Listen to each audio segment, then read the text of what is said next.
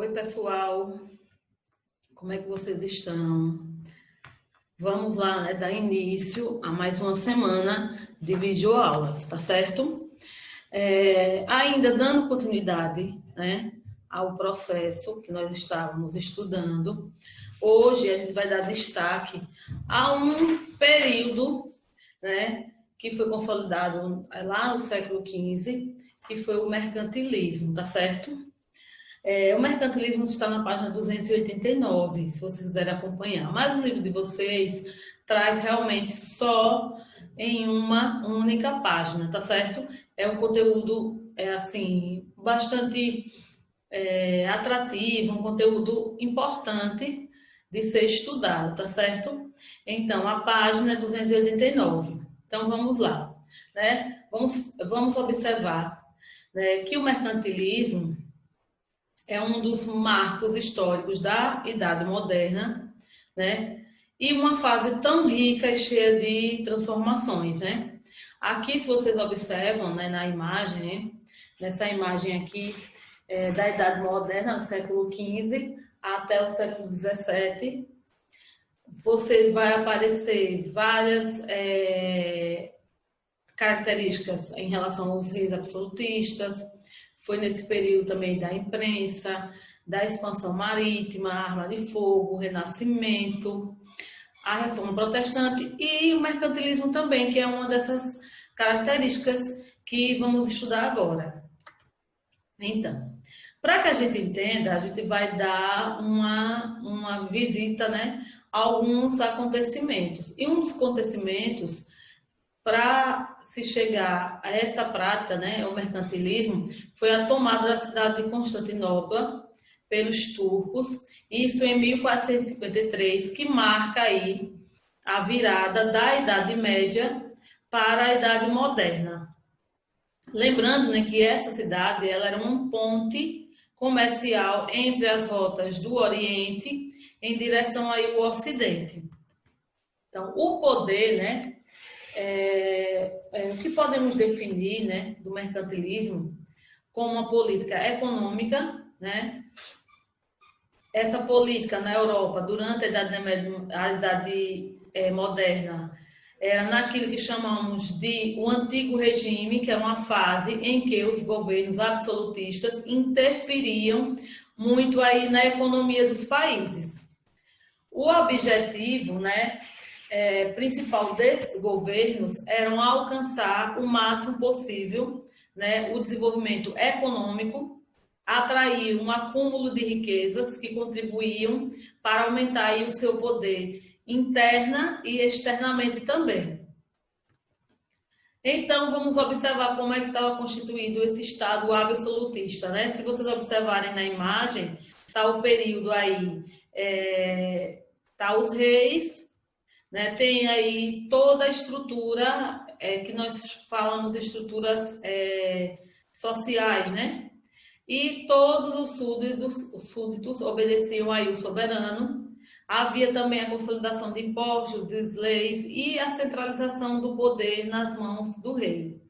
Então, essa era a correlação que existia no Estado absolutista, né? Quanto mais a maior quantidade de riquezas dentro de um reino, maior seria também o seu prestígio e o seu poder e o seu respeito também, né? Portanto, o período dos descobrimentos, conhecido como expansão marítima, ela foi estimulada pela ambição mercantilista.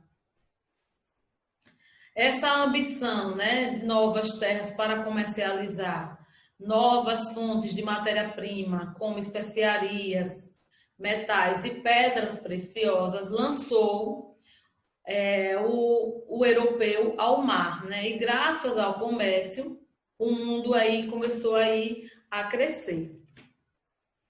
Então, vamos agora observar, né, como se constituiu o mercantilismo. Primeiro, a gente tem que observar que teve o apoio aos negócios da burguesia e o Estado era sustentado por nobres, né?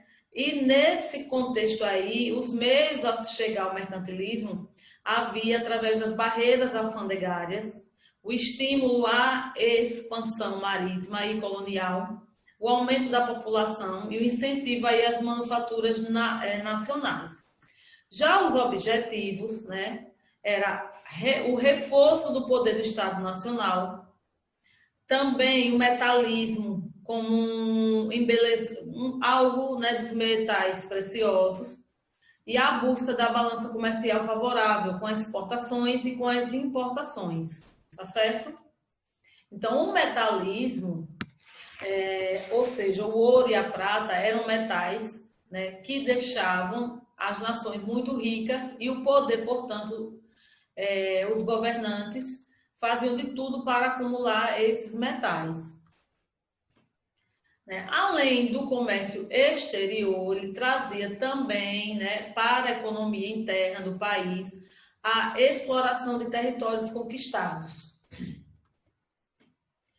Foi dentro deste contexto que a Espanha explorou toneladas de ouro, né, das sociedades indígenas da América, como, por exemplo, os maias, incas e os astecas.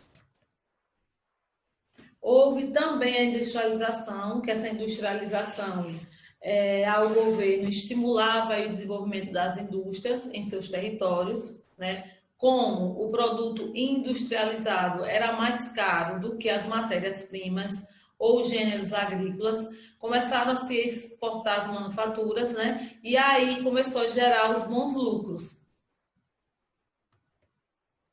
Também a gente temos que destacar o protestantismo, o protecionismo alfandegário, né, onde os reis criavam impostos e taxas para evitar ao máximo a entrada de produtos vindo do exterior.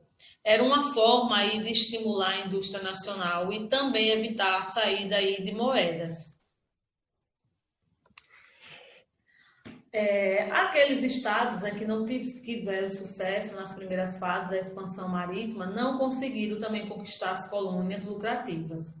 Eles dedicaram-se às outras atividades, como as manufaturas de produtos de luxo e o tráfico de escravo, ou até mesmo a rapinagem dos corsários.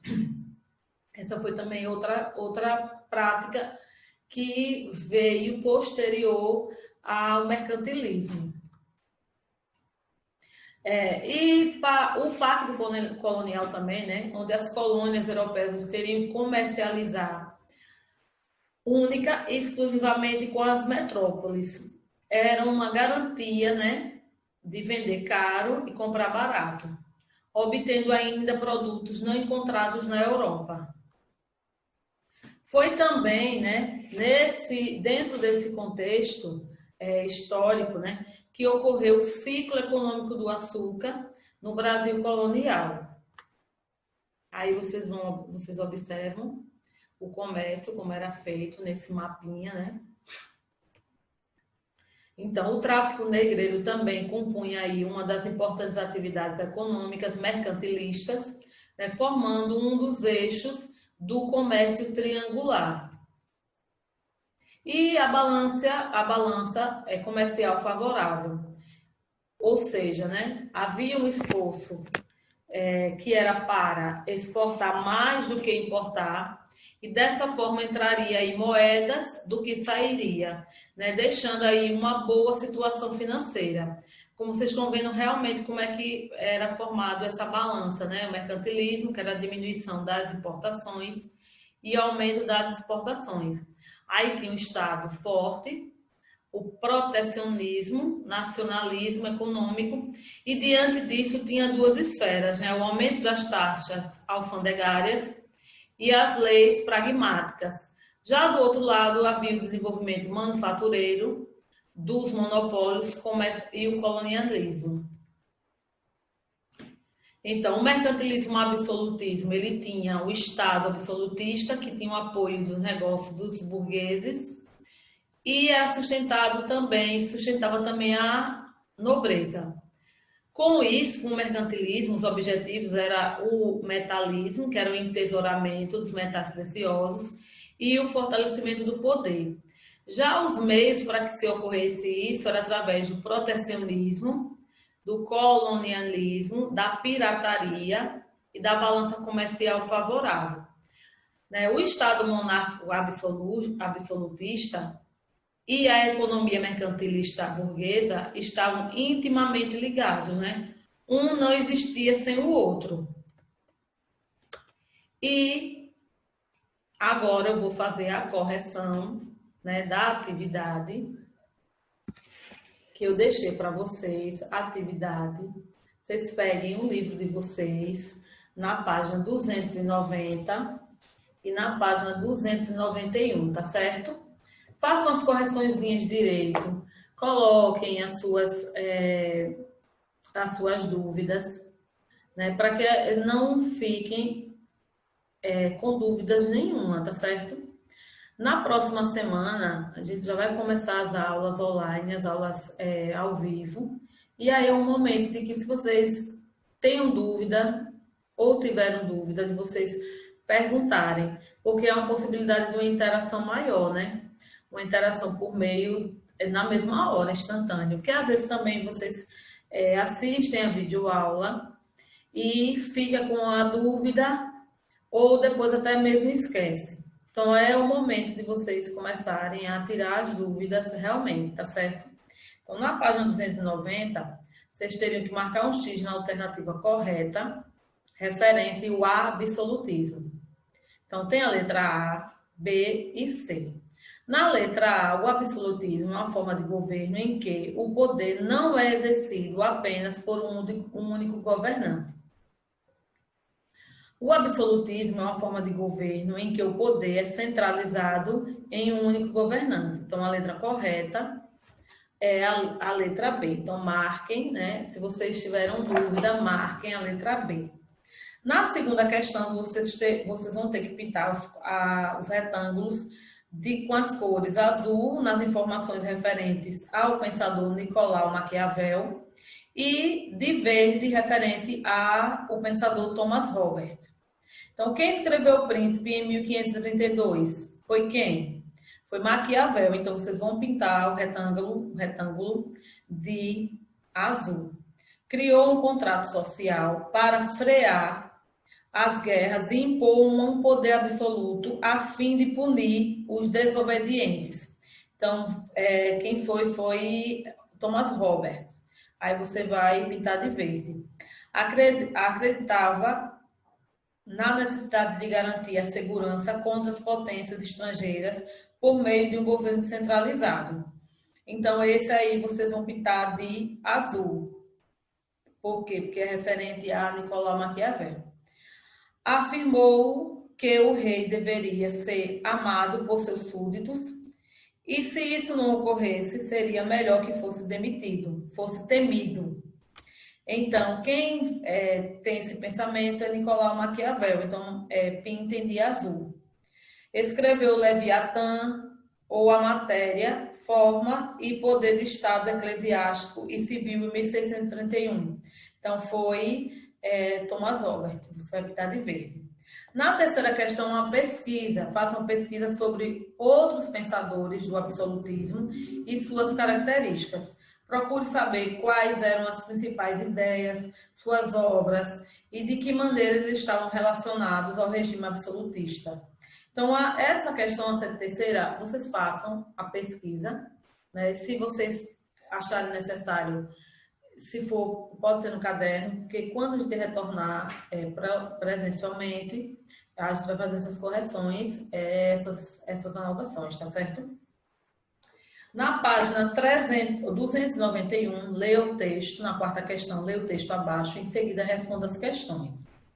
Né? O principal meio de troca é a moeda de metal precioso. Graças a ela é impossível, sobretudo, comprar e vender. Daí resulta o nacionalismo econômico, que é uma espécie perpétua guerra de dinheiro entre os estados, cada qual procura realizar um comércio de balança favorável, a fim de atrair e guardar os metais preciosos. Faça-se, pois, necessário proscrever as importações de objetos de luxo. É preciso, com efeito, exportar o máximo de preferência de artigos fabricados. A quarta questão, letra A. Qual é o assunto tratado no texto? Então, o assunto tratado no texto é sobre mercantilismo. Na letra B, qual o principal meio de troca de prática econômica citada no texto e como funciona?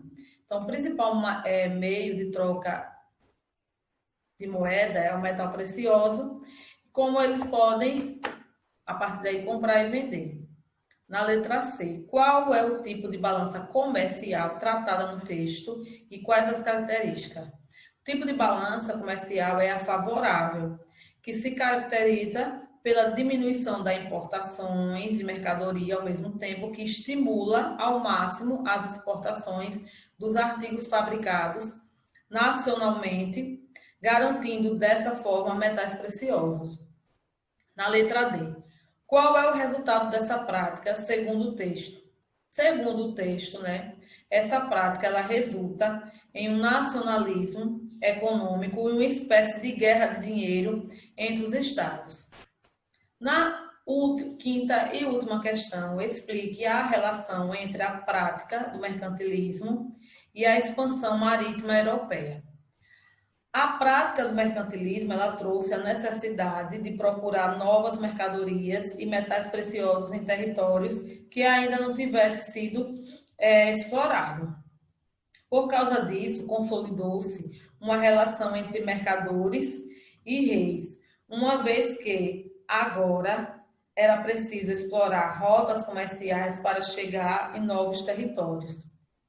Dessa expansão marítima resultaram novos conflitos pelos domínios dos territórios, pelas rotas comerciais e pelas riquezas que lá se encontravam. Então, a atividade ela foi corrigida e na próxima aula nós vamos nos encontrar, acredito que em forma ao vivo, Espero que vocês todos estejam, e até a próxima aula, viu?